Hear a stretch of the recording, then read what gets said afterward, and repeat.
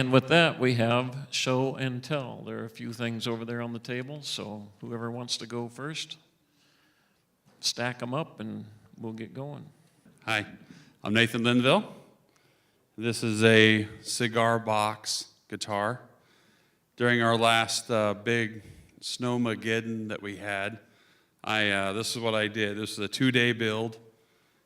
Since I was snowed in, I had collected some parts and watched a lot of videos, took a lot of notes, and put this together.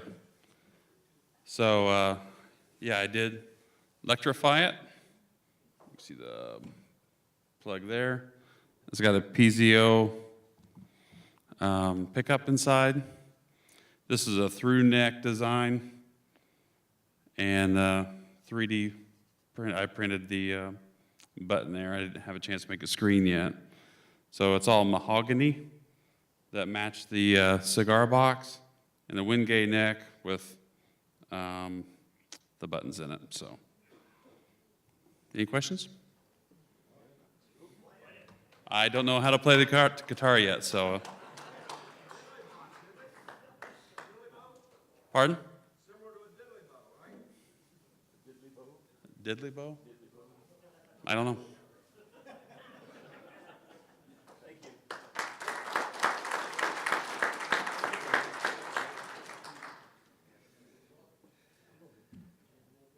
This was not a 2-day build. No, this, I had the good privilege of going to a class in a little town in the Appalachian Mountains when I had a 7-day class and then went back 2 months later and for 3 days and finished it. So when we walked in, I was the only student, which was great. Went to the wood pile and he said, "What do you want to make it out of?" And we ended up with this. So this is Adirondack spruce and Honduran mahogany. Did inlays in the ebony. Made everything you see here other than the strings and the hardware. So it was quite an experience. But it took, there's 14 coats of lacquer on this, so it took about 8 weeks to get the finish done.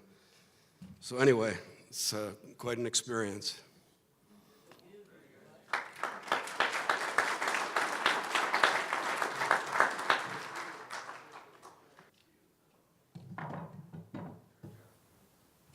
Hello, I'm Jim, and I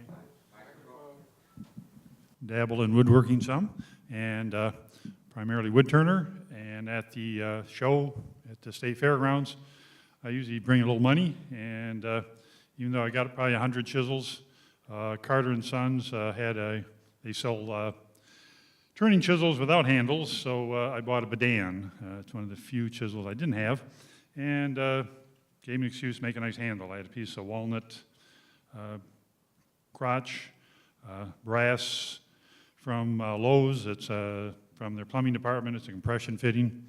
You can actually screw it on and then turn it down. So doesn't make me a better turner. I could probably, turn it just as well with a broomstick handle on there.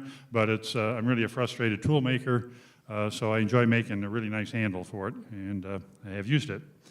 Tom Meeker had sent me a YouTube video on this, I believe it's Russian, call it a skew knife. He said, "You want to come over to the shop and try to make one?" So I said, "Well, let me try it first and see if it works." So I did have some high-speed planer blade steel that I cut, 5/8 rod, brass fitting again, and some Bradford pear handle. So I have tried it. Being Russian, it helps if you have a shot or two of vodka first before you do it. It's really scary. If I don't master it, I figure if I ever, get a whale in my little koi pond, I can always harpoon him with that. One more. I don't want to stab myself. I know a lot of you know Gary Bledsoe, and everybody says Gary's a nice guy, but not always the sharpest tool in the toy box. But I found out he's a lot smarter than I thought he was. A gentleman, George, had brought this draw knife to them with this kind of a handle on it, and asked Gary if he could replace it. But Gary, being the smart guy that he is, said, "Oh, call Jim, he'll do it for you." So this is how I spent my day today anyway. Thank you, Gary, I think.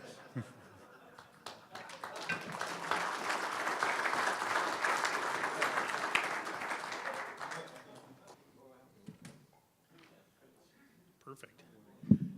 After the wood show, I was talking with Yale, and we were talking how it would be kind of nice to have some display shelves to help kind of give contour and kind of condense our displays and make it look a little bit nicer. And I said, I've got a pair of display shelves that I made for taking to tool meets and all that. And I wanted something that was quick and easy to disassemble, reassemble, what have you. So I made a couple of these. They're made out of quarter sawn sycamore, which happens to be really nice since we're here in Indiana and, you know, there's a lot of sycamore around. But the whole idea of this is that they just knock together, and of course it won't come apart right now. Just breaks down flat for real easy transport.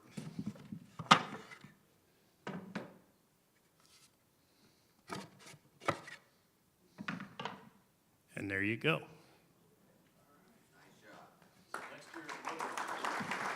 Yeah. And this quarter sawn sycamore is kind of not very well. I don't know if you can see the grain in that. A lot of people don't use it because it's kind of a pain in the butt to use. It's fuzzy and all that. But it's really strong wood, and it is absolutely gorgeous. And I picked this stuff up at Frank Miller Lumber for 37 cents a board foot. 1902. No, very recently. They have a garage sale once a year, and they'll sell you like bundles. Bundles are great because they're cheap and you can buy a lot of wood for not much money. And it was only a couple of years ago. It was 37 cents a board foot when they have their annual garage sale. So keep an eye out for that.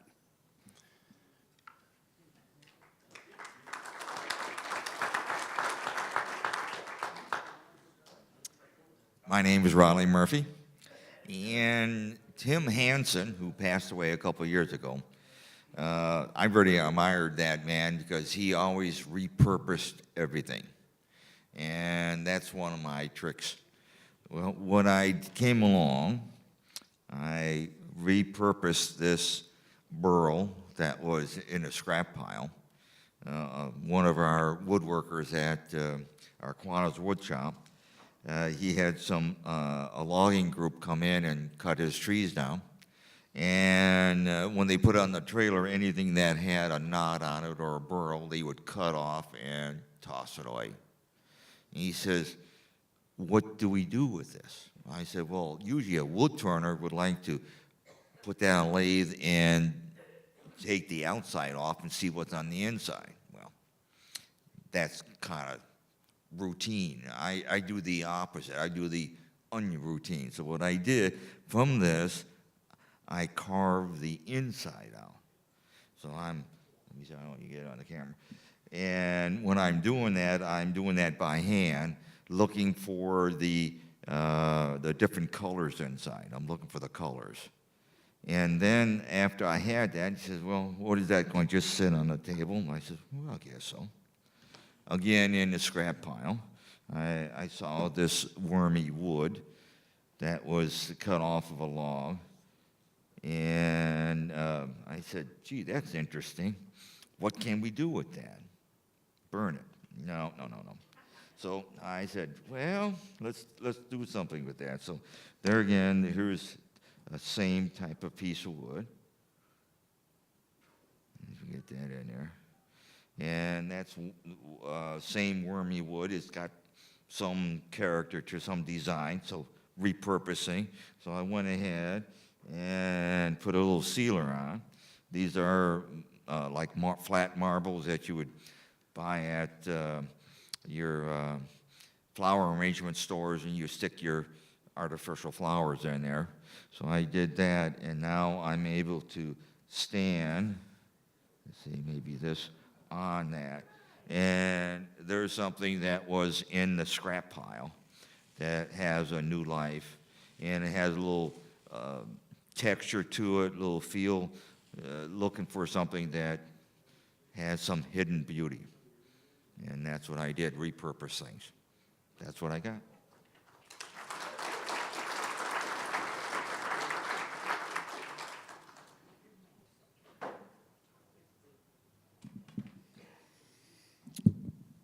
I'm Yale Martin. Still. And I cut down a tree, it's a maple tree, let it sit for about a year, and it spalted nicely. And I made a bowl. And when I used my circle jig to cut the bowl blank out, I left the corners and thought those would make really nice knife scales. So I made my first knife with spalted maple, and then the first time you wash the knife, the wood kind of burls up a little bit. So I said I should stabilize it, so I built a vacuum chamber and bought some cactus juice and stabilized the blanks. So you can see it's a nice little piece. This is what it looks like when it comes out of the oven after you wait for the wife to leave and you go in the house and use the toaster oven. Wrap it in foil. So I made my wife a set of knives, went to Woodcraft, bought the knife, steel, used the same cactus juice, but they sell different dyes you can put in the cactus juice, stabilized the same maple, but with turquoise dye, and made her a very nice, very sharp set of knives. And then a cherry tree that I cut down became part of the block, along with more of the bowl blank cut off. So that was it.